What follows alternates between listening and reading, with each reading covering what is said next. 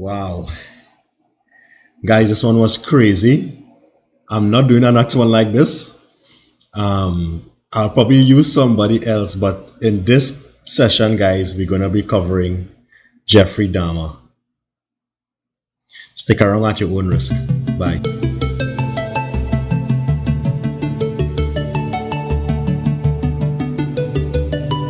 This podcast is for educational and entertainment purposes only.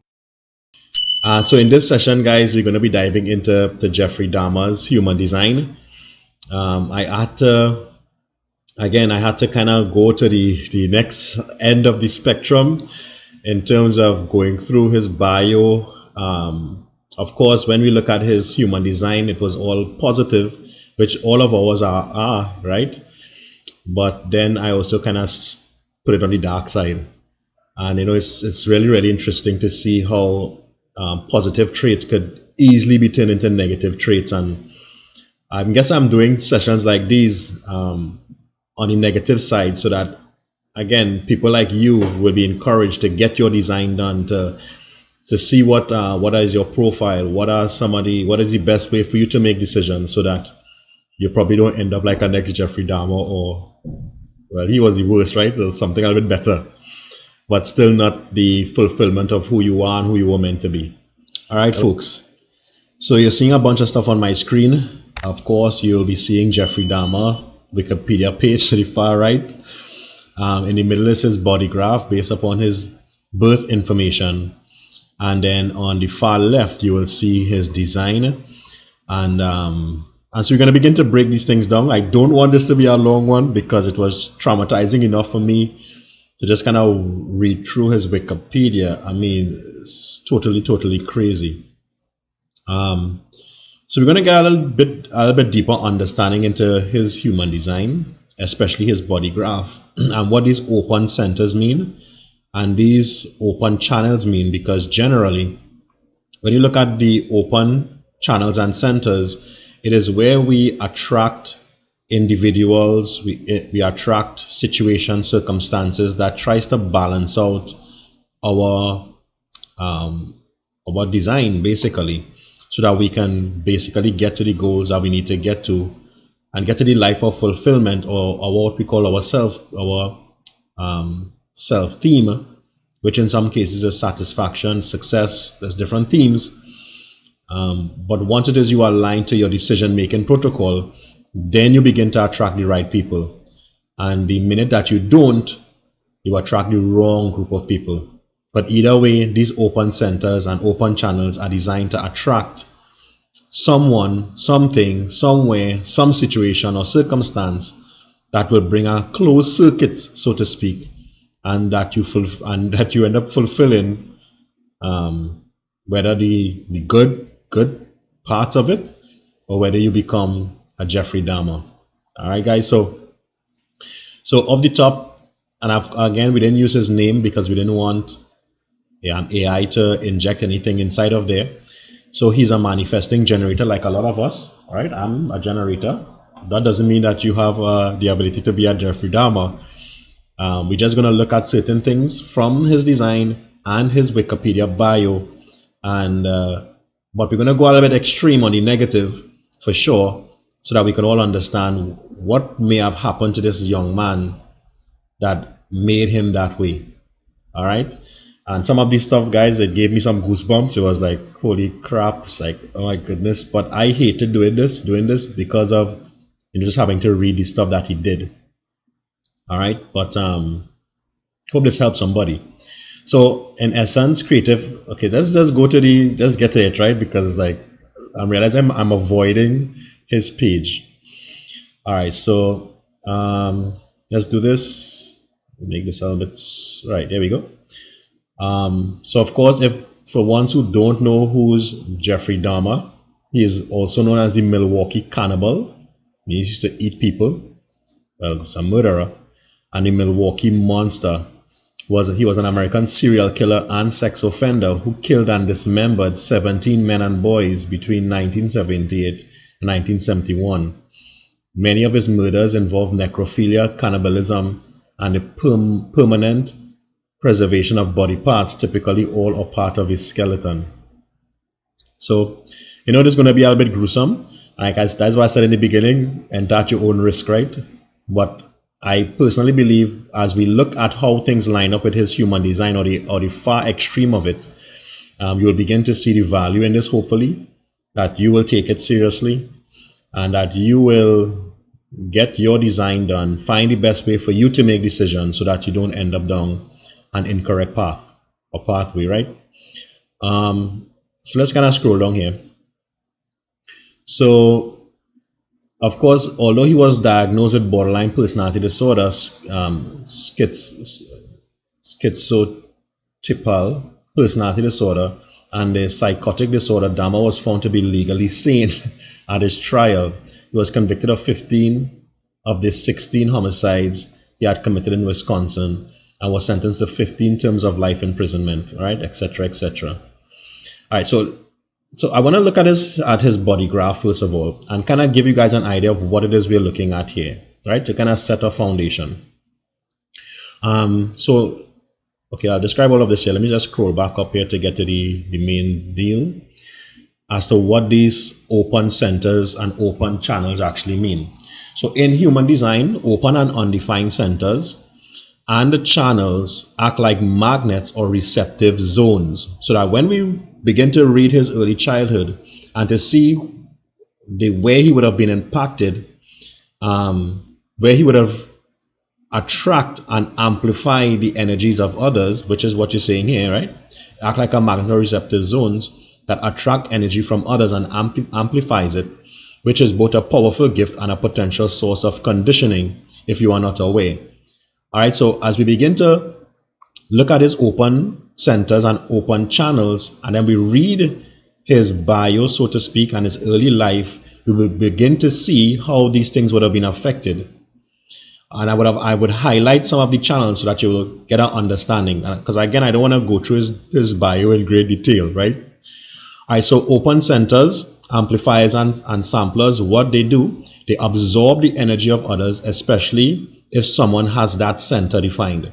So if his open head center, which means will be undefined, and his parents, which we don't have their information, if theirs are defined, then you find that's going to be a strong influence and a strong amplification of those people's personality and their traits. Right? I hope that makes sense. It amplifies that energy, often stronger than the original person. So you can become worse than the person who is actually influencing you, which we will see in a bit. Also reflects back what's happening in the environment. So the environment that he grows up in, he actually reflects that back into his own life, and it becomes a very sad story. So why does it attract others? Open centers are like blank canvases. Others with defined centers feel naturally drawn to complete the picture. Your openness literally creates a space for connection and interaction. So what that means is those open areas is what creates the connection and the interactions with the people that you will meet with in life. But if you don't line up to your protocol, the way you were designed to make decisions, you are out of alignment, so to speak. You're going to be attracting people that will fill those gaps, but they're going to be the wrong people that is aligned. And so therefore that is where the challenges come in. So what are the open channels? These are places for plug-in power. Watch this. While channels are either defined or not based on whether both connecting gates are defined, an open channel is like an open circuit. It attracts people with the complementary gate and creates energetic chemistry. So what does this mean? The channels are those red lines or black lines. That is either your conscious or your unconscious. Black is conscious and personality, and the red is the design and the unconscious. So conscious, of course, is things we are conscious of. Unconscious is what we're not aware of, right?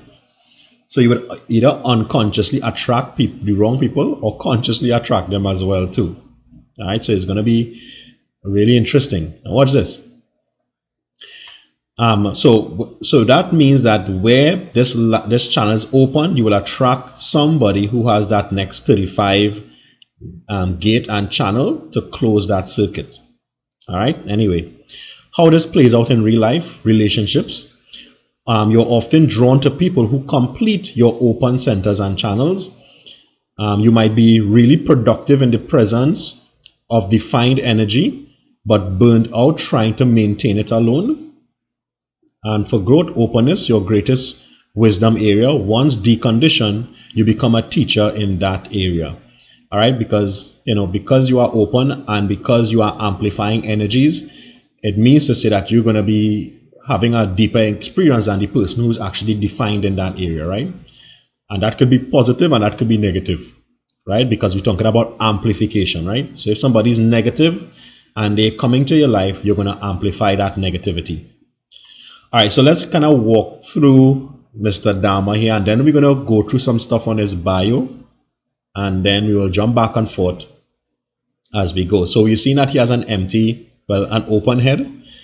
So a head center, you're seeing, well, the gate at the head is 64, but there isn't a channel coming out there. But so let's look at 47, rather, coming out of the ajna center.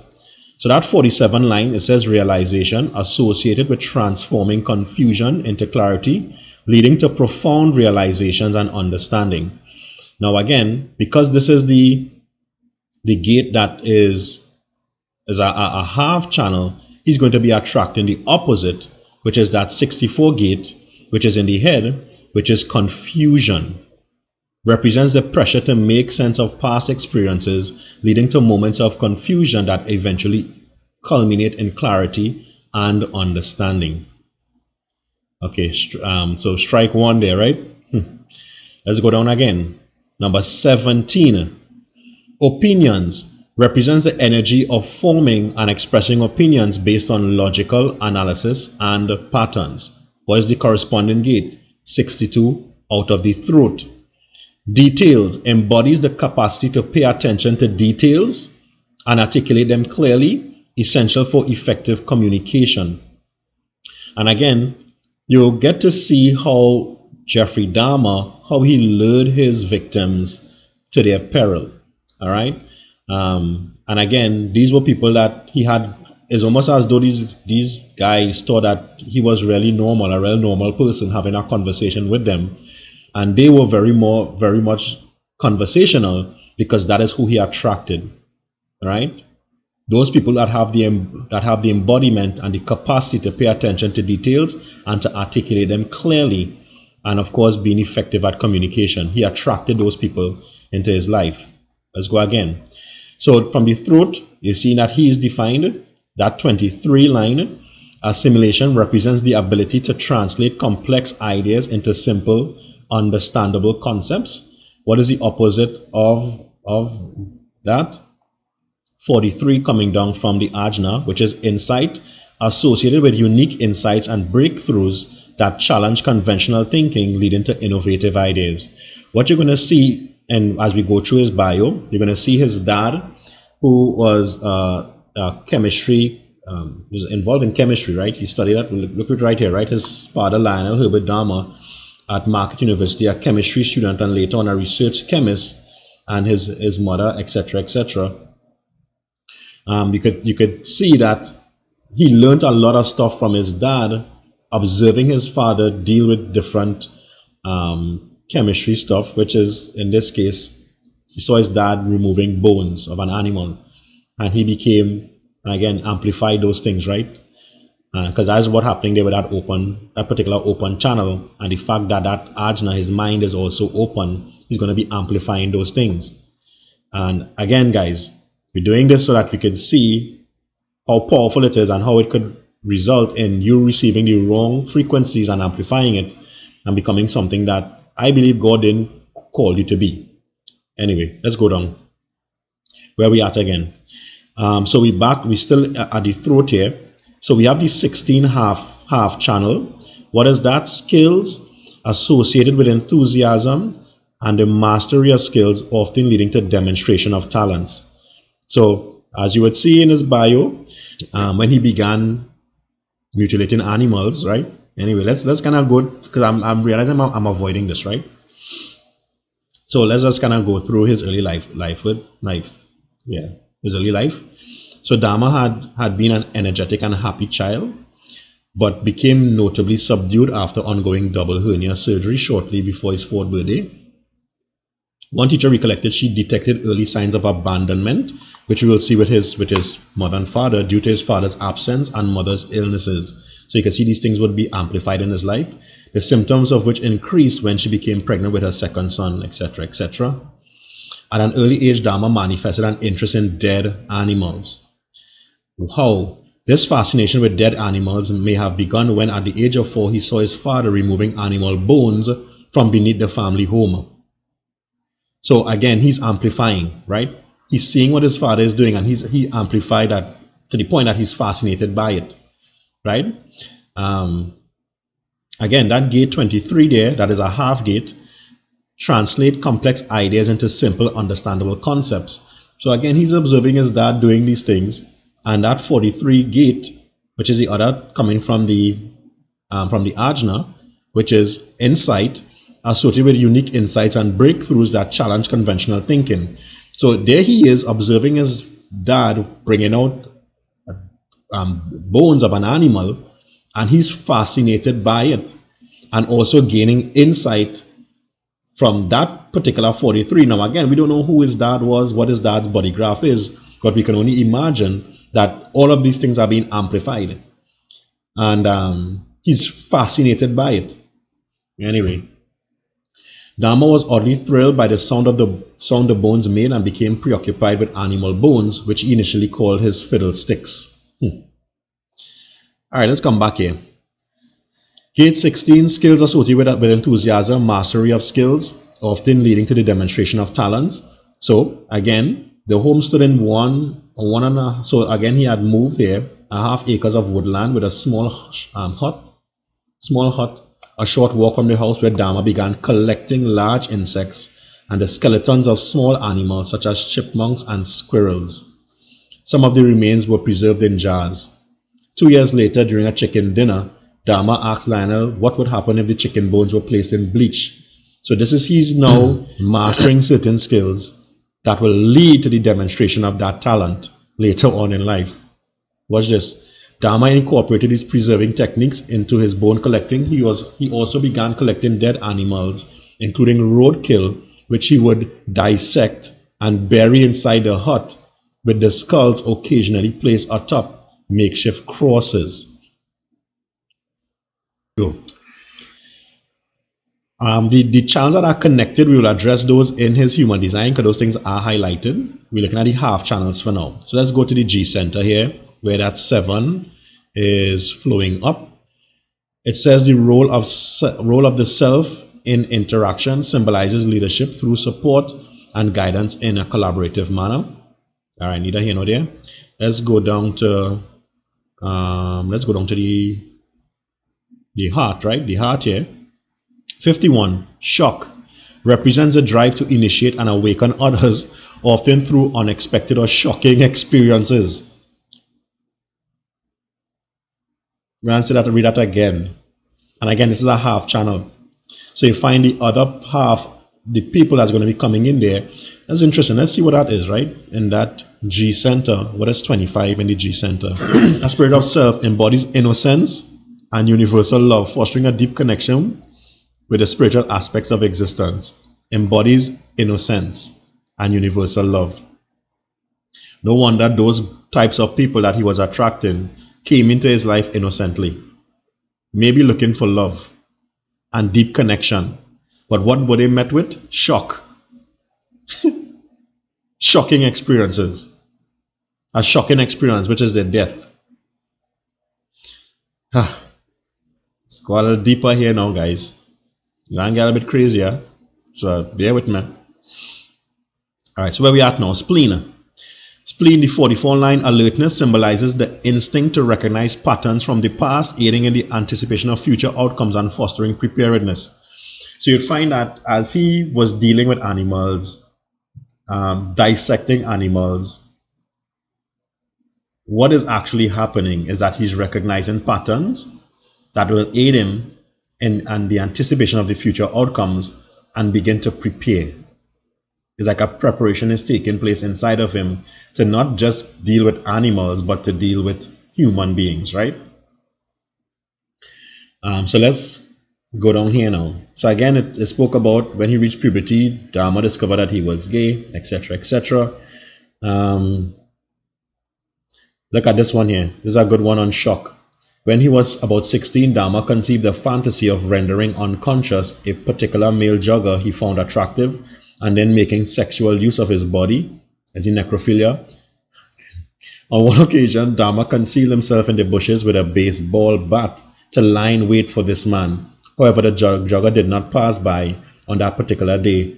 Dahmer later admitted that this was his first attempt to attack and render. That is that shock that we just highlighted coming out of the heart center, which is, of course, an open center, which you can imagine is now amplified.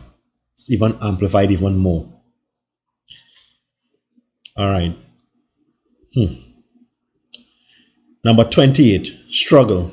That's in the spleen here. And again, this is open center, so you're attracting people that, again, amplifies this here. And the half channels, you also you're attracting the other part as well too. That right, this 26 is attracting the 44 and vice versa. But we're looking at the 28 here in the spleen. Struggle symbolizes the energy to engage in challenges that test the meaning and the purpose of life. So you can imagine somebody who is being amplified in the wrong direction, not making the right decision, what he's going to be attracting into his life. When he tests the meaning and purpose of life, it's not in a positive way, it's actually in a negative way.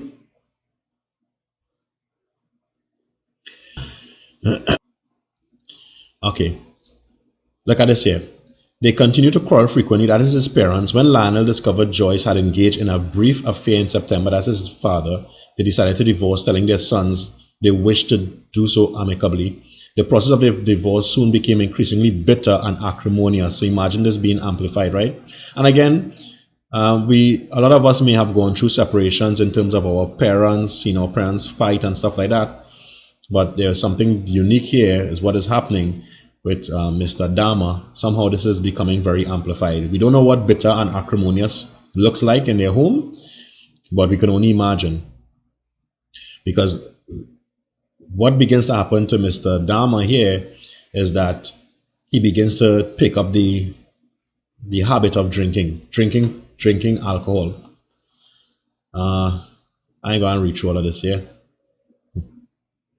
So you can see that the separation between his mom and dad really took a toll on him, which is, again, we are not all affected the same way. But so far, you could see, based upon his early childhood, based upon some of his open centers and channels, especially if he's not making decisions the right way, which we'll look at in a bit, in terms of what is the right way of doing it. It's a great chance that he would have been influenced and amplified those things that made him who he turned out to be. All right, solar plexus, that is on this side here, the right side. So it have a bunch of gates here, half gates. Openness symbolizes grace and the ability to be open and receptive, enhancing social interactions and artistic expression, giving him the ability to attract. The other gate, which is that 12 gate in the throat, let's kind of go up and see what that gate is, 12 in the throat.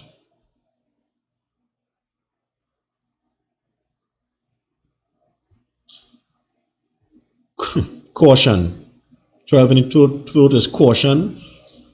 Represents careful expression, choosing words and actions thoughtfully, especially in emotional situations.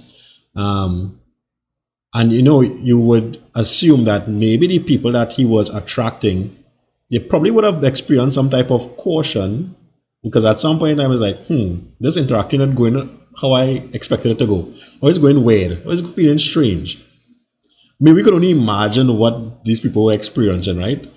But of course, initially, because of again, as we'll see later on, in this particular manifesting generator has the ability to really communicate and make people feel very comfortable and welcome, right? And it's like a yin and yang, right? He's balancing out people's caution by maybe perhaps making them feel a little bit more comfortable, right? In 22 on the spleen, let me see. Oh, sorry, 22 on the solar plexus, that openness, right, balances out that caution from the other person, all right, and then make them vulnerable. 36, crisis, embodies the energy of exploration through emotional turbulence. Let's just get down to brass tacks and then we're done. Because like I said, I don't want to stick around with this too long. But just from my observation, going through his bio, looking at his body graph, looking at his human design, seeing what are some of the challenges and the results of not being aligned properly, it's crazy. It's really, really crazy. Scott, I want to get into all of the stuff that he did. That is crazy by itself. Gate 55 here, I'll just wrap up with this one here from the solar plexus. Abundance symbolizes emotional depth and the potential for spiritual abundance, encouraging a rich inner life and emotional fulfillment. So we know this thing. Let's go to his human design and then we'll end this thing off. All right, so JD. So let's look at this, right?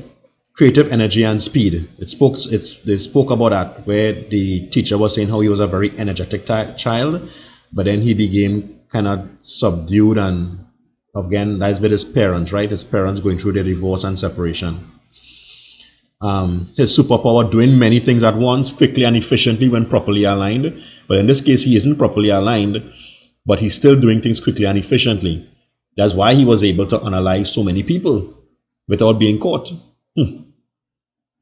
His job was to respond, a question, an event, a situation, rather than initiating out of the blue. And so you could see that he was an initiator. Even when you look at the different cases and the different unalivings, how he interacted with the people is like he was an initiator of these things. He used to go to gay bars and initiate conversations and do a lot of stuff. Even there was a point where he spoke about exposing himself in front of people, creating that shock. All right. So anyway. So what to avoid: active impulsively without an emotional wave settling first. We know that's not the case, right? I mean, we wasn't there with him when he was doing those things, but we could assume that he was acting out of impulse, right? Again, guys, you could go up and read it, and you could see for yourself how his desires overcame him, right? And again, I suspect it started out of his childhood, witnessing what his parents went through, knowing that he has his open centers and amplifying it, and seeing his dad moving those bones and being fascinated by it is a whole different story. JD should never make decisions in the moment. All right, clearly he was doing that, right? Strength: doesn't need others to process information or make decisions. So nobody could correct him, nobody could tell him what to do. And you would see that in his bio, right? That, there were times where his dad saw that he was drinking alcohol and tried to, I think it was here, he's trying to get into the army or whatever. There's a picture of him pass out here. And it said he was deemed unsuitable for military service, right? Because he doesn't need others to process information or make decisions. He could do that by himself. And the advantage is independence, internal cohesion, and quick self-processing. That is what one of his advantages were, right? He could have acted independently without anybody. Again, that is why he was able to do all the things that he did. Look at his profile: an investigator and a martyr. And again, we look at these things in a positive light when we're usually doing the human design. But he was a deep researcher, how to studying animal bones, how to bleach it, how to get rid of a body, and needs to feel secure through knowledge. So in his knowledge of how to dispose of bodies, he participated in unaliving people. Trial and error learner, learns through experimentation. Right? If you read his bio, he talks about that, practicing on animals. His life path: build a secure foundation through learning and embrace mistakes as part of mastery. He mastered something else, right? Other than what he was really designed to. Look at his incarnation cross, his purpose. JD carries the energy of personal transformation and rebirth. So he definitely became something. He was reborn as something. Really a serial killer. A deep drive to awaken inner power and passion. And his theme, empowerment and emotional expression, intimacy, right? We'll read about that, his sexual advances to other men and boys, reviving the fire in others through personal alignment. He was out of alignment, and he wasn't reviving fire in others. He was extinguishing fires in others, right? The signature is satisfaction, to feel deeply satisfied, but you could see he was in his not self theme, frustration, going through things with what his parents was going through, having those abandonment issues. You could feel stuck, blocked, or annoyed, usually a sign they're initiating instead of responding or making decisions too fast. Obviously, he would not have known that. He was a cannibal as well too. Optimal environment for eating, no distractions, straightforward meals, immediate ingestion after preparation. Immediate ingestion after preparation. Smell, they may unconsciously rely on this for people, places, and even decision making. Strong sense of smell. His motivation is guilt. Is the drive to correct what's wrong. Didn't do that. When misaligned, this can shift into over responsibility or burnout. Probability, they're designed to assess what's probable, not what's certain. That's why he was in the bush with the baseball bat, assessing probability. Would he be able to subdue this man? So his superpower is weighing risk, making smart guesses, predicting outcome based upon trends and data.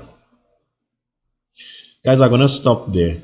I mean, it can't get any better than that. There's so much more we could continue in his channels, being powerful, fast, and able to speak and act almost simultaneously.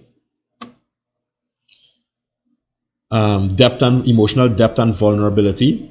We see that with his open gates, etc., etc. Allowing for intimate, transformative relationships. Definitely transformative, right? Get rid of people. Anyway, guys, we're gonna stop there for now.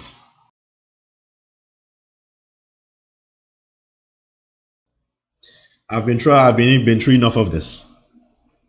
Guys, I hope you can see as we go deeper into this human design, we are going to unlock confirmations that line up with who the person is, what they have become, because that's what we're doing over the next couple of months. We're going to be looking and reviewing people, creating a database, creating some proof that this human design